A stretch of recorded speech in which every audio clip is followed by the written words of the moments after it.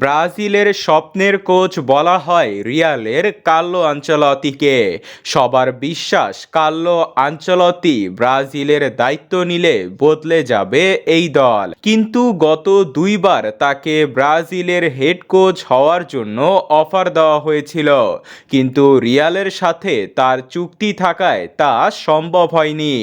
দরিবালের বিদায়ের পর সবার পছন্দ কার্লো আনচেলত্তি, কিন্তু চুক্তি ও চওড়া পারিশ্রমিক হওয়ায় তাকে পাওয়া যাচ্ছিল না।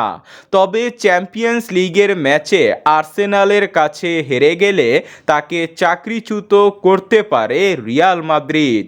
এ বিষয়টি 100% নিশ্চিত হবে যদি বার্সেলোনার সাথে কোপা দেল রে তিনি হেরে যান। তাকে বরখাস্ত করলে সরাসরি তাকে পাবে সেলেসাওরা।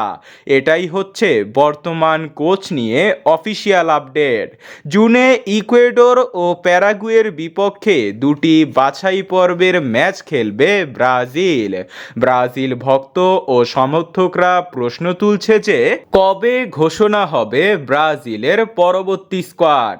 বর্তমানে ব্রাজিলের কোনো হেড কোচ নেই।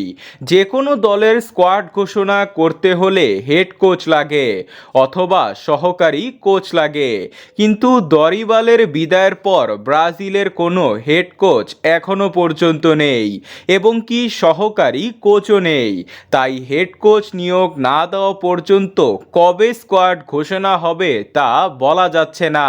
কিন্তু ফিফার নিয়ম ও গ্লোবো স্পোর্টের তথ্য অনুযায়ী মে মাসের 18 তারিখের আগে ব্রাজিলকে তাদের প্রাথমিক স্কোয়াড ঘোষণা করতে হবে, অর্থাৎ 50 বা 52 সদস্যের প্রাথমিক স্কোয়াড তাদের ঘোষণা করতে হবে।